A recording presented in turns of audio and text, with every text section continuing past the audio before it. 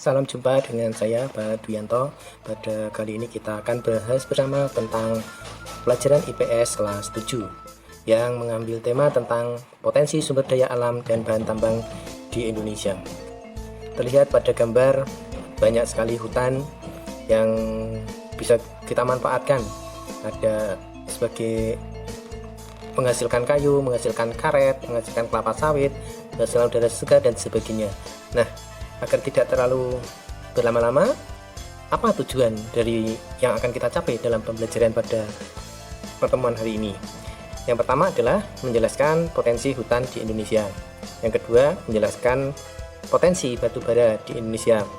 Yang ketiga, menjelaskan potensi minyak bumi di Indonesia. Yang keempat, menjelaskan potensi bauksit di Indonesia. Yang kelima, menjelaskan potensi pasir besi di Indonesia. Yang keenam, menjelaskan potensi emas di Indonesia. Memang yang namanya sumber daya alam itu tidak terbatas hanya hutan, tapi juga air, sinar matahari, perikanan, dan lain-lain.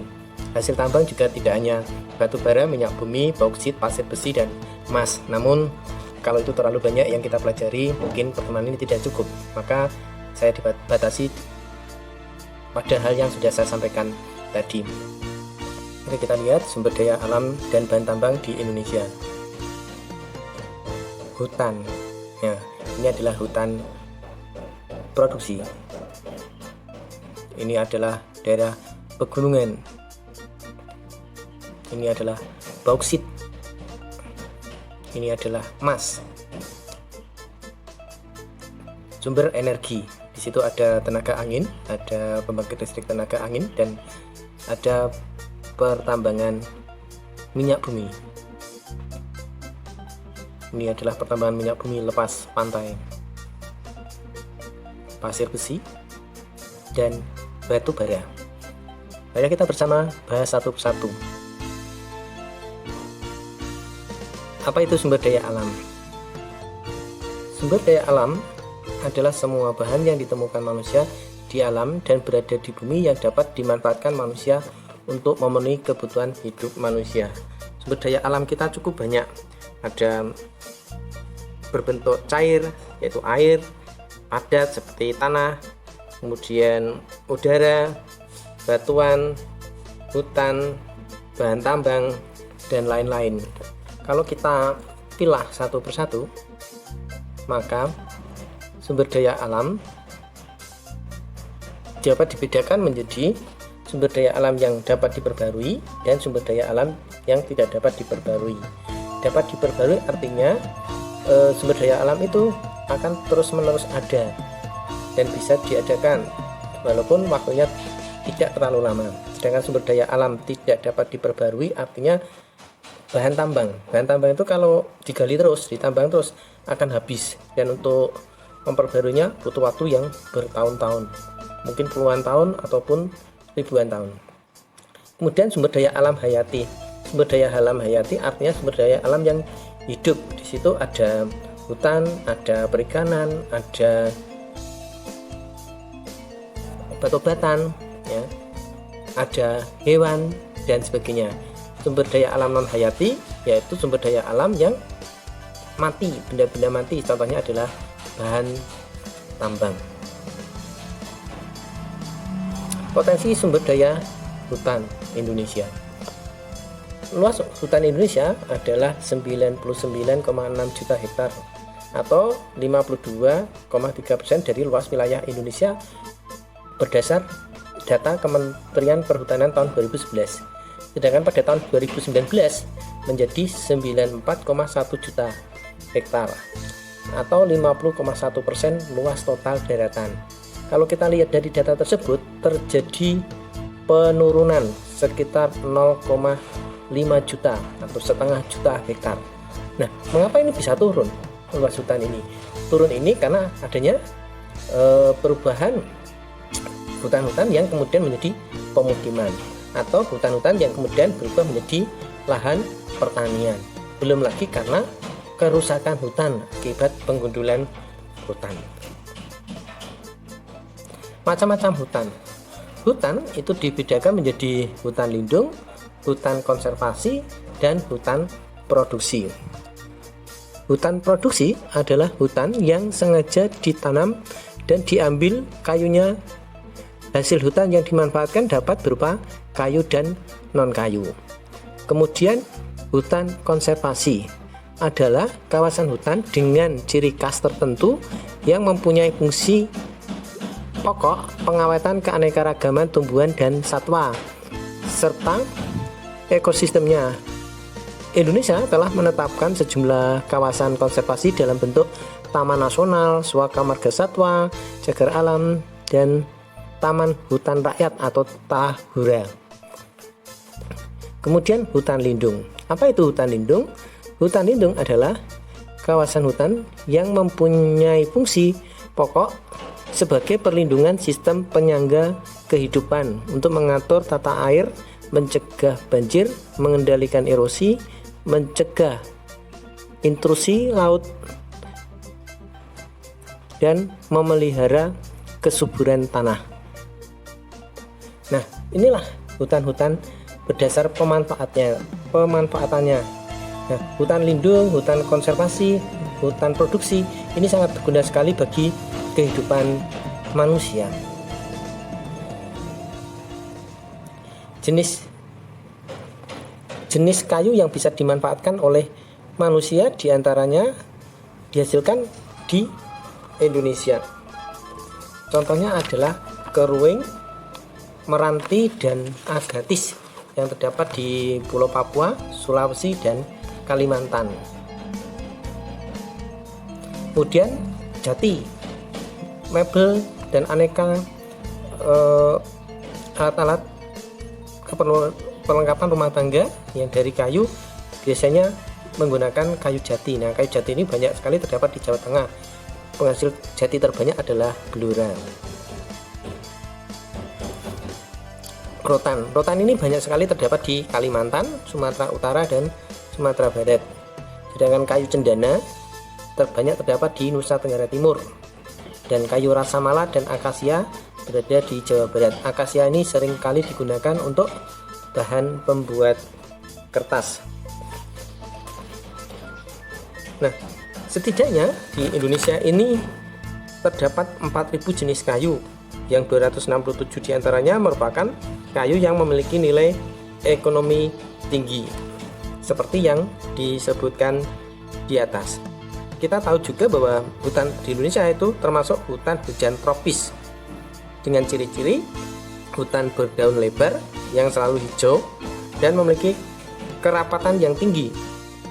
Hutan hujan tropis tumbuh baik pada wilayah dengan curah hujan minimal 800 sampai 1200 mm per tahun. Kelembaban tinggi di atas 80% dan suhu yang tinggi sepanjang tahun. Maka ini tanaman-tanaman hutan hujan tropis bisa tumbuh dengan baik.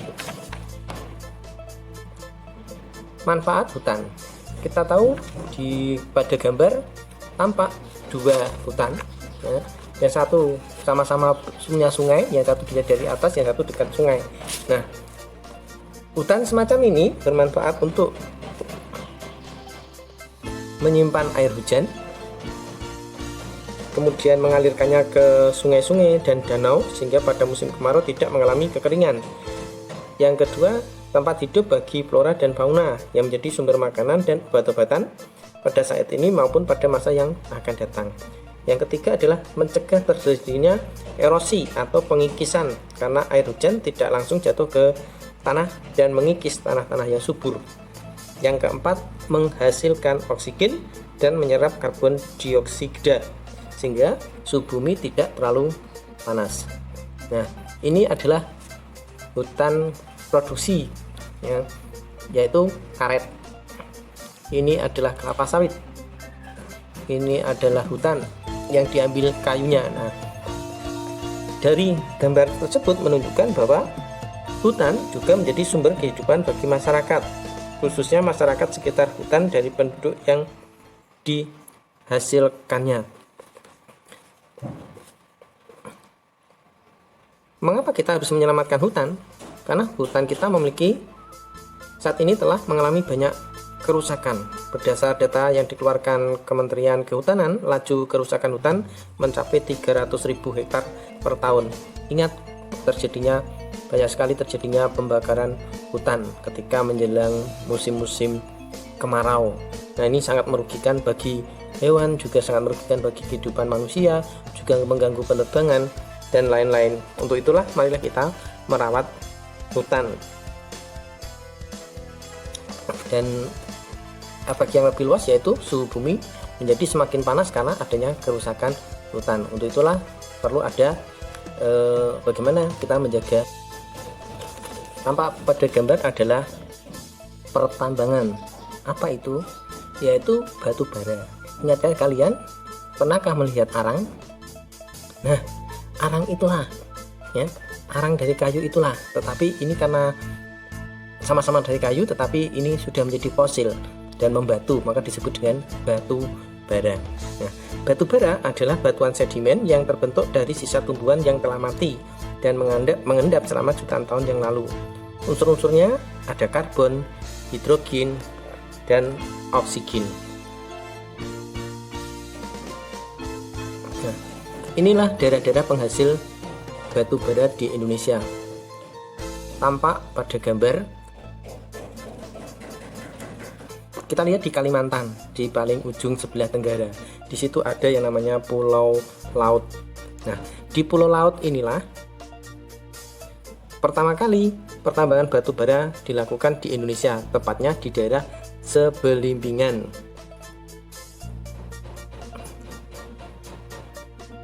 Sebelum dilakukan di daerah Ombilin, Sumatera. Dan Indonesia merupakan salah satu eksportir batu bara terbesar di dunia.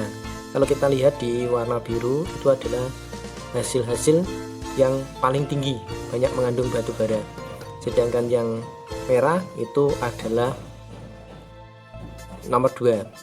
Nomor 3 adalah yang daerah yang kuning, itu adalah daerah potensial batu bara. Yang kebanyakan diambil adalah yang merah ini, ada di Kalimantan, ada di Sumatera Barat, di Jawa ada sedikit, itu di ujung Kulon, kemudian di Sulawesi juga ada, di Papua juga ada, tapi terbanyak adalah di Sumatera dan Kalimantan. Ini kalau kita lihat dari peta.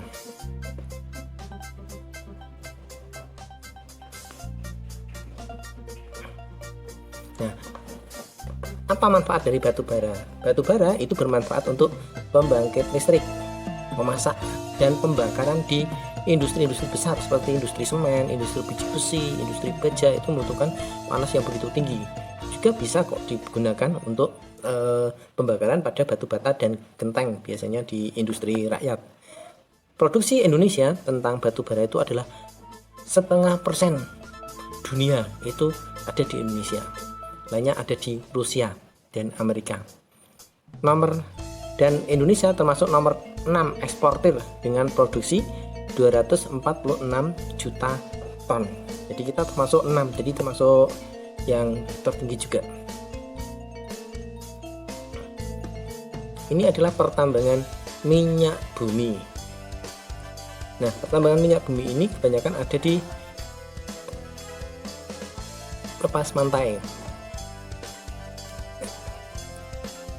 Tambang minyak bumi pertama kali di Indonesia berada di daerah Majalengka yang dilakukan oleh J. Rering tahun 1873 dengan produksi 6.000 liter, hanya menggunakan tenaga lembu. Nah, daerah-daerah penghasil minyak bumi itu adalah di Sumatera, lihat yang warnanya hijau. Kemudian di Kalimantan, itu yang paling banyak menghasilkan minyak bumi. Di buku juga terdapat itu. Di Sumatera ada Perolia, Lok Seomawe, Sungai dan Dumai, Riau, Sungai Gerong, dan Muara Ening. Di Jawa ada Jatibarang, Majalengka, Jawa Barat, Wonokromo, kemudian Cepu, dan Cilacap. Sedangkan di Kalimantan itu ada Pulau Tarakan, Balikpapan, pulau lain, Sungai Mahakam, Kalimantan Timur, dan lain-lain.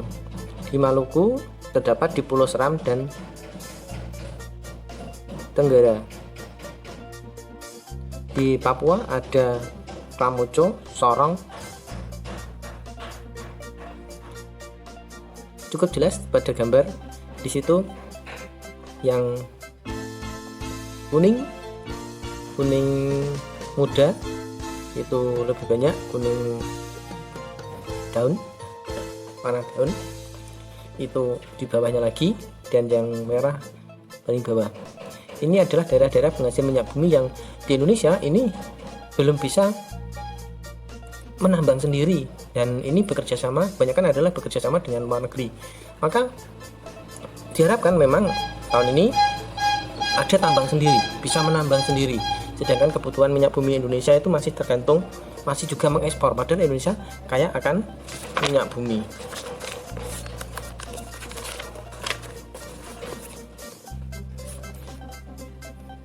Nah, minyak bumi ini untuk apa? Minyak bumi ini adalah untuk bahan bakar, bahan bakar pesawat, bahan bakar kendaraan bermotor, bahan bakar untuk kepentingan listrik dan lain-lain, termasuk lilin, aspal. Itu juga.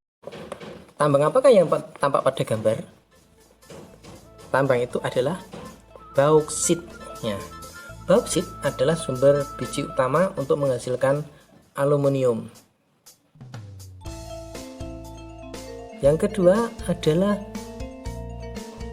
tambang pasir besi, ya, betul, pasir besi. Yang ketiga adalah tambang emas. Bauksit, pasir besi, dan emas. Apa itu bauksit dan apa itu pasir besi dan emas? Dan di manakah tempat-tempatnya, manfaatnya apa? Mari kita bahas bersatu-persatu.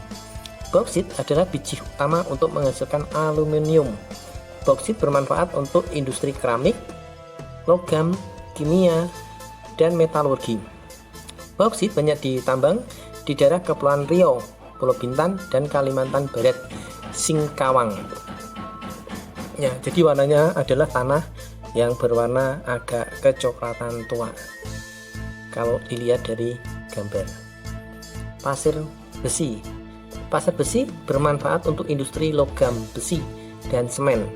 Daerah tambang pasir besi ada di Cilacap, Sumatera, Lombok, Yogyakarta, Gunung Tegak, Lampung, Pegunungan Berbek, Sulawesi Selatan, dan Pulau Sebuku, Kalimantan Selatan. Kemudian emas. Industri emas Indonesia mencapai 141.019 ton per tahun yang banyak dimanfaatkan untuk perhiasan. Daerah tambangnya Papua, Sambas, Meulaboh, Bulang Mongondo, Sulawesi Utara, dan Rejang Lebong,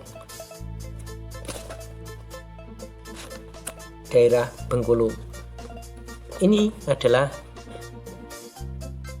sumber-sumber daya alam yang ada di sekitar kita yang bermanfaat bagi kehidupan manusia, dan sumber-sumber daya alam ini tidak hanya terbatas yang sudah disampaikan tadi, dan masih banyak lagi, dan itu kadang belum termanfaatkan dengan baik, seperti industri tembagapura yang banyak menghasilkan tembaga, ternyata hasil residunya adalah emas. Nah, itulah tahun kemarin Bapak Presiden Jokowi berhasil memperjuangkan agar tembagapura, proyek tembagapura itu jatuh ke tangan Indonesia, sehingga kita mendapatkan pendapatan dari hasil tambang dari tembagapura. Mungkin banyak hal-hal lain yang tentang pertambangan bagi manusia, bagi kehidupan masyarakat Indonesia ini yang belum termanfaatkan, belum mampu ditambang oleh Indonesia sendiri. Untuk itulah tugas kita bersama untuk bisa meningkatkan kualitas pendidikan kita agar bisa memanfaatkan kekayaan alam itu bagi kesejahteraan dan kemakmuran rakyat Indonesia. Demikian pelajaran hari ini. Sampai jumpa pada pertemuan selanjutnya.